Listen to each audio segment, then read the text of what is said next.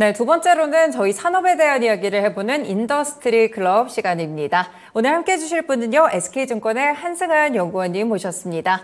연구원님 안녕하세요. 네, 안녕하세요.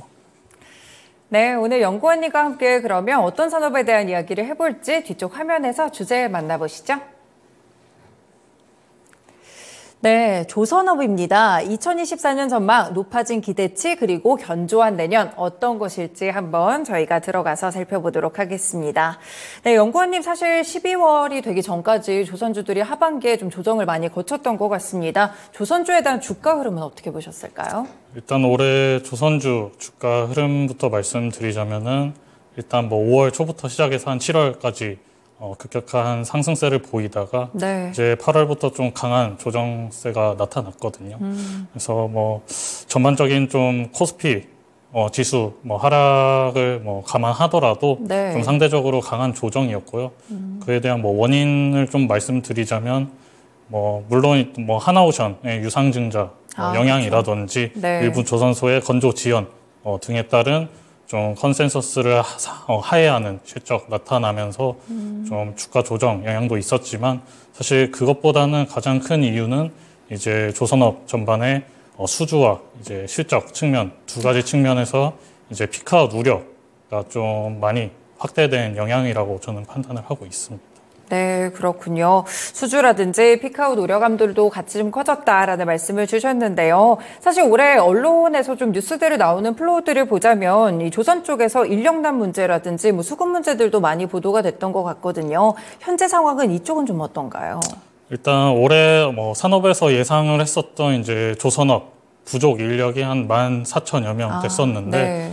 올해 9월 말 기준으로 해서 한 14,400명 가량 이제 인력 수급이 완료가 된 상황이어서 일단 인력수 관점에서는 일단 수급은 확실하게 해결은 해놓은 상태이나 네. 사실 뭐 인력수가 다 채워진다고 해서 해결되는 게 아니라 이들이 이제 숙련공으로 좀 거듭나기까지 최소 1년 이상의 기간이 좀 필요하기 때문에 본격적인 이제 원가 절감 효과로 나타나기까지는 좀 충분한 시간이 필요하다. 그리고 내년에도 물론 이제 국내 조선소들이 외국인 인력 수급에 좀 노력을 많이 할 계획이고요. 네. 그래서 좀 주기적으로 좀 모니터링 할 필요가 있다고 생각하고 있습니다. 네, 인력 수급에 대한 문제들은 꾸준하게 보실 필요가 있겠고요. 그리고 보니까 최근에 신조선가 지수가 좀 계속해서 좀 상승세를 보이더라고요. 앞으로 더 오를까요? 어떻게 보시나요? 저는 내년에도 높은 레벨의 신조선가는 유지될 수 있다고 판단을 하고 있고요. 네. 그에 대한 근거는 일단 금융위기 이후에 글로벌적으로 많은 조선사들이 다 도산을 했었고, 근데 그 이후에도 이제 살아남은 메이저 조선소들 중심의 이제 셀러스 마켓이 형성되면서 이들이 높은 가격 협상력을 좀 주도하게 됐기 때문에 내년에도 이 높은 레벨 신조선가 유지될 수 있다고 보고, 네. 일단 뭐 선종별로 이제 상승폭의 차이는 있겠으나 일단 뭐 글로벌적으로 LNG에 대한 점진적인 수요 확대는 일어나고 있는 상황에서 건조할 수 있는 캐파가 제한적이다 보니 LNG 캐리어의 성가 상승은 계속해서 일어날 수밖에 없다고 판단을 하고 있고, 그리고 무엇보다 이제 선대 공급 부족 상황인 벌크선과 탱커선의 본격적인 발주가 좀 시작되면 내년에도 이 두 선종이 좀 높은 레벨의 신조선가를 끌어올릴 수 있는 트리거가 되지 않을까 생각합니다. 네, 그렇군요. 신조선가도 보니까 차트상으로도 잘 올라가고 있는 것 같고, 수주잔고도 뭐 뉴스 보도 보면은 계속 뭐 몇 년치가 쌓여있다, 잘 쌓았다, 뭐 1년치 얼마큼을 달성했다, 이런 뉴스들이 참 많았는데, 그런데도 이 피크아웃 우려감에 대한 이야기가 계속 나오네요. 네. 사실 뭐 국내 조선사들이 2, 3년치 이상의 수주잔고를 이미 쌓아놓은 상황에서 아까 말씀드렸다시피 내년에도 높은 레벨의 신조선가가 유지될 것으로 전망을 하고 있기 때문에 네. 굳이 무리해서 수주잔고를 미리 좀 땡겨서 채워놓을 필요는 없다고 생각을 하고 있고요. 네. 그래서 물론 내년의 수주 규모 자체가 예년 대비해서 뭐 소폭 감소할 가능성은 좀 있겠으나 시장의 과한 우려 대비해서는 좀 견조한 수주세 이어나갈 수 있다고 판단하고 있고, 높은 레벨의 이제 성과가 유지되는 가운데 이 수익성 위주의 선별 수주 전략을 내년에도 펼쳐 나갈 것으로 판단하고 있습니다. 네, 고마진 수주를 위주로 해서 이렇게 좀 실적을 더 끌어올리려는 그런 노력들을 하고 있습니다. 사실 뭐 올해 상반기에 역대 최대 규모의 조선 쪽에 뭐 신규 수주 달성도 있었고 4분기에는 카타르 LNG선 발주도 예정이 돼 있어가지고요. 올해 수주 현황이라든지 뭐 내년은 어떨지 전망은 어떻게 보실까요?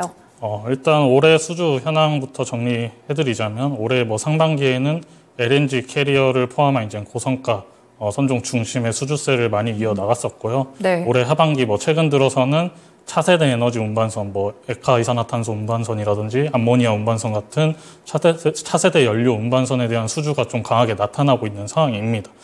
조선 3사별로 좀 나눠드리자면 HD 한국조선해양 같은 경우는 올해 수주 목표를 142% 달성을 하면서 3사 중엔 가장 높은 수주 세를 보이고 있고요. 네. 삼성중공업 같은 경우는 69% 달성을 했으나 남은 카타르 2차 약정 물량과 FLNG 한기 수주까지 고려하면은 근접한 목표 달성 충분히 가능할 것으로 보고 있고 하나오션 같은 경우는 경쟁사들 대비해서 낮은 좀 43% 달성률을 보여주고는 있으나 네.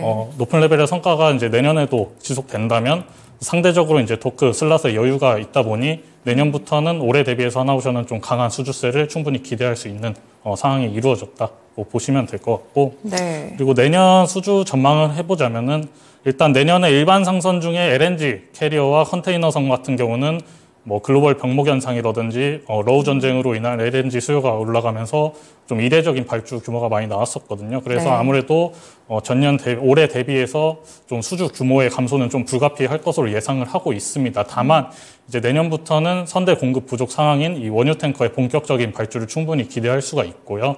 그리고 뭐 최근에는 뭐 아까 말씀드린 LPG 캐리어를 포함해서 차세대 에너지 운반선에 대한 글로벌 선주들의 수요가 좀 많이 확대된 상황이기 때문에 이쪽에서도 충분히 수주 노릴 수 있다라고 판단을 하고 있습니다. 네, 그렇군요. 다른 국가들이랑 좀 비교를 했을 때 국내 조선사들이 확실히 수주 물량을 잘 가져갈 수 있는 경쟁력은 갖춰진 상태인가요? 충분히 가져갈 수 있는 경쟁력을 갖춰놨기 때문에 이쪽 분야에서는 국내 조선업이 수주를 좀 강하게 가져갈 수 있지 않을까 판단하고 있습니다. 네, 그렇군요. 그리고 이제 국제해사기구의 환경 규제 문제를 보셔야 될 것 같은데 좀 강화되면서 확실히 친환경 선주, 그러니까 친환경 선박에 대한 발주들이 많이 좀 증가를 하는 것 같습니다. 이 친환경에 대해서 친환경 선박들의 뭐 조선사들의 현황이라든지 비중, 뭐 영향들은 좀 어떻게 체크를 해보면 될까요? 우선 뭐 올해까지는 IMO 환경 규제에 가장 민감한 선종인 이 컨테이너선 중심의 이 친환경 교체 발주가 이루어졌고요. 네. 근데 하반기 들어서는 아까 말씀드렸다시피 암모니아 운반선이라든지 액화 이산화탄소 운반선 그리고 뭐 에탄 운반선 같은 이 차세대 에너지 운반선에 대한 이 선주들의 수요가 올라오면서 이쪽으로 국내 조선소들의 수주세가 좀 강하게 나타나고 있습니다. 그리고 또한 이제 내년 초에 이 올해 1년간 측정한 이 탄소 집약 지수인 이 CII 등급이 발표가 되는데요. 총 뭐 5등급으로 나뉩니다. A부터 2등급까지 나뉘는데 이들 중에 뭐 3년 연속 D등급을 받거나 혹은 1년이라도 2등급을 받은 선박은 이 선박 에너지 효율 관리 계획서라는 이 심프라는 수정 계획안을 제출을 해야 됩니다. 그 전까지는 이제 운항이 제한되기 때문에 이 D와 2등급에 해당되는 선박들은 내년부터 좀 결과에 따라서 친환경 선대로의 교체 수요가 올라올 수밖에 없기 때문에 충분한 국내 조선소의 이제 수주를 기대해 볼 수 있지 않을까 생각합니다. 그러시군요. 그러면 일단 친환경 선박에 대해서 좀 같이 비중을 보자면 대략적인 수주에서 비중을 어느 정도 차지하고 있는 건가요, 지금? 사실 친환경 선박이라는 게 구분하기가 좀 애매한 것도 있는데 보통은 네. 이제 LNG나 뭐 메탄올 뭐 이런 뭐 친환경 에너지로 운항할 수 있는 그런 연료를 쓰는 선박들을 친환경 선박이라고도 부르고 네. 그리고 뭐 사실 아까 말씀드렸던 차세대 연료 운반선 같은 경우도 해당 화물 싣고 나가는 그 화물을 연료로 쓸 건지 아니면 기존에 뭐 좀 탄소 배출이 많이 되는 그런 선박유를 쓰면은 친환경 선박이 아니거든요. 사실 그래서 아직까지는 글로벌 전체 선대 중에 친환경 선대 비중은 아직 좀 미비한 상황입니다. 그래서 네. 이쪽으로의 친환경 교체 수요는 반드시 일어날 수밖에 없고 이게 조선업 제3차 슈퍼사이클을 좀 이끌어내는 트리거로 작용하지 않을까 판단하고 있습니다. 네, 조선업종에 대한 이야기를 저희가 함께 들어봤는데요. 그럼 본격적으로 종목에 대한 이야기 해봐야겠죠? 그럼 연구원님이 보시는 조선업종에서 토픽 종목 어떤 게 있을까요? 저는 조선업종 중에 삼성중공업을 탑픽으로 제시를 드리고요. 네. 이유를 말씀드리자면 이미 고성가 이제 수주 잔고의 건조 물량의 좀 본격적인 비중 확대가 예정되어 있기 때문에 내년 실적 개선 방향성에 대해서 의구심을 품는 사람은 시장에 아무도 없을 거라고 생각을 하고 있고요. 네. 그래서 물론 실적도 중요하지만 그렇기 때문에 수주 측면에서 좀 주가가 달리 움직이지 않을까라고 판단을 하고 있고요. 그래서 과연 내년부터 아까 말씀드린 줄어들 그 LNG 캐리어와 이 컨테이너선 수주분을 뭘로 채울 수 있느냐의 싸움으로 달리 움직일 것 같은데 네. 삼성중공업 같은 경우는 해양 플랜트 쪽, 그러니까 FLNG를 지금 피드 기본 설계해 놓은 게 포트폴리오에 한 4-5기 정도 보유를 하고 있습니다. 이미 올해 상반기에 한 기를 수주를 했었고 12월 남은 기간 동안 아마 한 기, 캐나다 시더 FLNG 한 기를 아마 수주할 가능성이 높기 때문에 최소 25년까지 연평균 2기 정도 FLNG 수주가 충분히 가능할 것으로 보이고 있고요. 연평균 2기면 규모면으로 한 30억에서 40억 불 정도 있기 때문에 이 줄어들 일반 상선 수주분을 충분히 채우고도 남는 규모입니다. 따라서 내년부터는 좀 수주 측면에서 경쟁사 대비해서 좀 높은 밸류를 받을 수 있지 않을까 판단하에 조선업종 탑픽 삼성중공업 제시드립니다.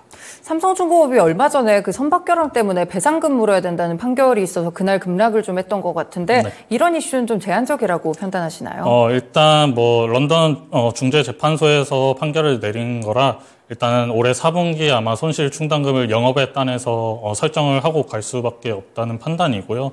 다만 이제 관련해서 국내에서도 똑같은 중재에 관련해서 이제 국내 법원이 1심에서 이제 삼성중공업과 SK 해운의 손을 들어줬기 때문에 네. 이 3사 간의 이제 협의가 진행 중이라서 국내 1심에서 결과가 좀 삼성중공업 쪽으로 유리하게 나왔었기 때문에 아마 그쪽으로 좀 강하게 밀어붙여서 좀 좋은 쪽으로 최대한 영향을 최소화할 만큼 협의를 좀 하려는 계획이 있고요. 다만 만약에 좀 한국가스공사와 이런 협의가 원활하게 진행이 안 될 시에는 아까 말씀드린 국내 1심 결과를 좀 밀어붙여서 구상 청구를 할 계획에 있습니다. 따라서 아마 삼성중공업이 지금 올해 4분기에 손실 충당금을 쌓고 가겠지만 나중에 결과가 나타나서 삼성중공업이 이긴다면은 다시 영업에 따라서 환입 요인으로 작용할 거기 때문에 실질적인 영향은 좀 미비하다라고 판단합니다. 네, 일단 리스크적인 측면들은 너무 걱정은 안 하셔도 될 것 같습니다. 마지막으로 그러면 조선업종에 대해서도 들어봤는데 기자재 섹터도 그러면 같은 결로 좀 보면 될까요? 아니면 조금 다르게 투자 방법을 설정해야 될까요? 뭐 기자재도 뭐 본행제 업체라든지 피팅 업체라든지 뭐 엔진 업체라든지 다 뭐 선종별로 좀 각기 상이하고 구체적으로 들어가면 좀 많이 다를 수는 있지만 전체적인 큰 틀에서 보면은 결국 조선업이 잘 돼야 조선 기자재가 따라서 잘 되거든요. 그렇죠. 예, 그래서 사실 조선업 사이클이 뭐 1, 2년에서 끝나는 게 아니라 슈퍼 사이클 같은 경우는 정말 뭐 10년 가까이 길게 이루어지기 때문에 앞으로 다가올 제 3차 슈퍼 사이클이 뭐 지금 당장은 아니지만 한 2, 3년 뒤에부터 친환경 선박의 교체 수요로 좀 올라와주는 그림이 나타난다면 그때부터는 좀 베타가 좀 더 센 조선 기자재에서 수익률을 많이 가져갈 수 있지 않을까 생각하고 있습니다. 네, 알겠습니다. 기자재 섹터도 이렇게 살펴보시면 되겠네요. 네, 오늘 말씀 잘 들었습니다, 연구원님. 네, 감사합니다. 네, 이렇게 오늘은 산업에 대한 이야기, 조선업종 이야기였습니다. SK증권의 한승한 연구원님의 의견을 함께 들어봤습니다. 지금까지 다양한 투자 판단에 도움이 되는 말씀들 함께 전해드렸는데요. 특정 종목의 상승 하락을 보장하지는 않습니다. 시장의 중심 여기서 마치겠습니다. 오늘도 시청해주셔서 고맙습니다.